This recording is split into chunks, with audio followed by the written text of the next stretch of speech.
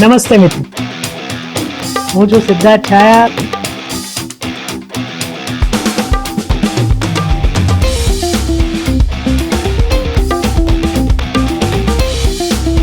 તો સ્વાગત છે તમારું સિટ ટોક્સમાં. હાલમાં એક ગુજરાતી મૂવી આવી ગઈ, ઈલુ ઈલુ. હવે એનું જ્યારે ટ્રેલર કે ટીઝર જોયું ને ત્યારે ઘણા લોકોને એવું લાગ્યું કે આ તો પેલી હું અને તું અને ઉડન છું જેવી વાર્તા લાગે છે કે વેવાઈ વેવણ ભાગી ગયા. પછી એમના નિર્માતાઓ અને લેખક કલાકારોએ કીધું કે ના ભાઈ, આ અલગ જ છે, તમે જ્યારે મૂવી જોશો ત્યારે ખબર પડશે. અનફોર્ચ્યુનેટલી મને શોઝ મારા પસંદગીના ન મળે એટલે હું એ મૂવી ન જોઈ શક્યો. પણ જ્યારે આ વાત ચાલતી હતી ને ત્યારે મને એક બોલિવૂડનો એક કિસ્સો યાદ આવી ગયો અને એ કિસ્સો હું આજે આપણે બધા સાથે શેર કરવા જઈ રહ્યો છું. નમસ્કાર, હું છું સિદ્ધાર્થ છાયા અને તમે જોઈ રહ્યા છો સિટ ટોક્સ. તો ચાલો આપણે વાત કરીએ 1984ની સાલની.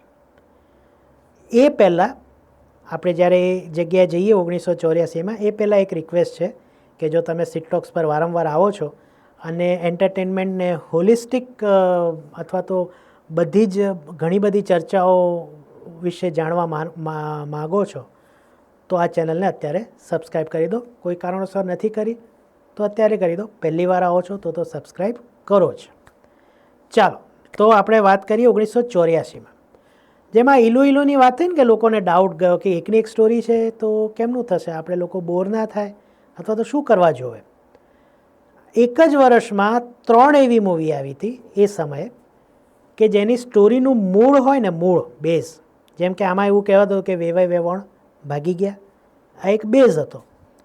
એન્ડ બંનેના અલગ હતા, હું અને તું અને ઉડન છુંના, પણ અહીંયા ઓલમોસ્ટ સરખું હતું.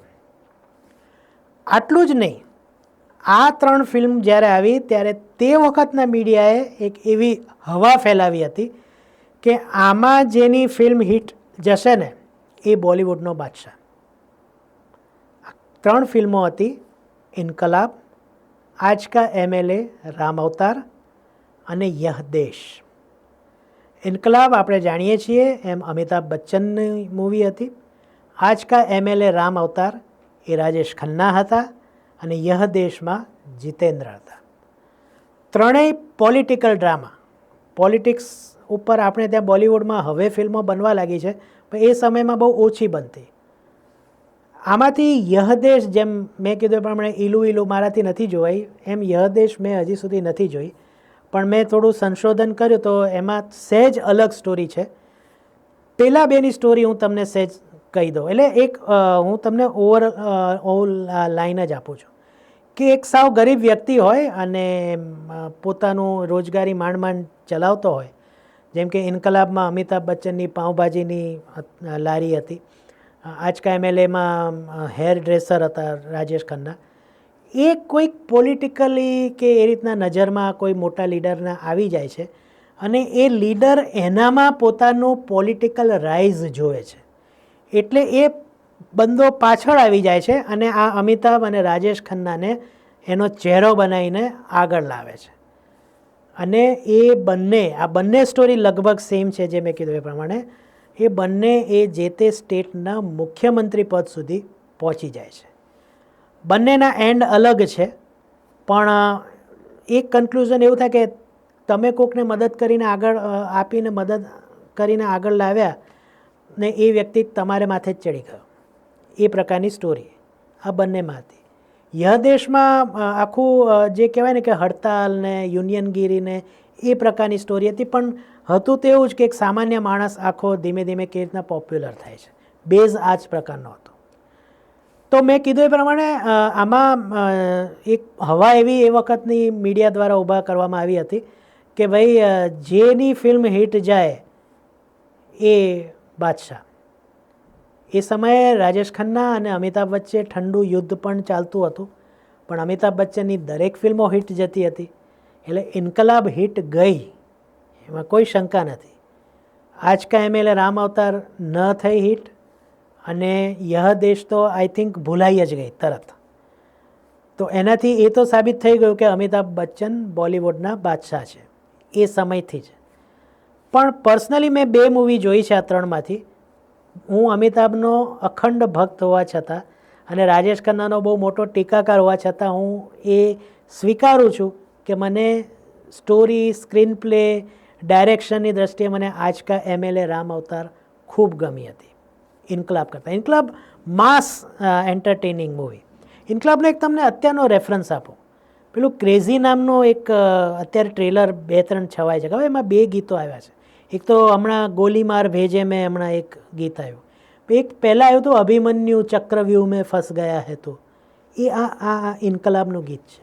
યુટ્યુબ ઉપર સર્ચ કરજો અભિમન્યુ ચક્રવ્યૂહ મેં ફસ ગયા હે તો ઇન્કલાબ, તો તમને એ ગીત દેખાડશે. એમાં અમિતાભ બચ્ચન તમને સાક્ષાત જોવા મળશે. આજ કા એમએલએ રામ અવતારના ગીતો કે એવું કંઈ અત્યારે મને એક્ઝેક્ટ યાદ નથી, પણ શબાના આઝમી અને રાજેશ ખન્ના છે એમાં વિલન તરીકે મદનપુરી હતા, જ્યારે ઇન્કલાબમાં ઉત્પલ દત્ત અને કાદર ખાન આ 2 વિલન છે. એટલે એવું નથી કે 3 મૂવી એકની એક સ્ટોરીની આવે તો એનાથી પ્રજાને અથવા તો એ બોર થઈ શકે. હા, એવું આપણે કીધું હતું કે ભાઈ 1.5 વર્ષના ગાળામાં 3 મૂવી, પણ આ તો એક જ વર્ષમાં 1984માં જ આ 3 મૂવી આવી હતી અને એક જ પ્રકારની સ્ટોરી. અને હા, ફેર પડ્યો, ઇન્કલાબ હિટ ગઈ, આજ કા એમએલએ અને જે યહ દેશ છે એ ન ચાલી. બની શકે, જે મેં કીધું પ્રમાણે બોલિવૂડના બાદશાહની વાત ચાલી તો ત્યારે જ કદાચ જીતેન્દ્રએ એ સ્વીકાર્યું હશે અને એમનું પબ્લિકલી આ કહેવામાં આવ્યું છે કે ભાઈ બોલિવૂડમાં એ સમયે 1 થી 10 તો અમિતાભ જ છે, 11મા નંબરથી અમે આવીએ છીએ બધા. એટલે એ સાબિત થયું અને કદાચ જીતેન્દ્રએ એ વાત સ્વીકારી પણ કરી. તો બસ આવી નવી વાતો લઈને આપણે આ ચેનલ પર આવતા રહીશું. આ વિડીયો તમને કેવો લાગ્યો એ મને નીચે કમેન્ટમાં જરૂર કહેજો. ચેનલ સબસ્ક્રાઈબ કરવાનું ભૂલતા નહીં. ફરીથી મળીએ કોઈ નવા વિડીયો સાથે. ત્યાં સુધી સીધા છાયાને આજ્ઞા આપો અને તમને બધાને મારા તરફથી કાયમની જેમ આવજો.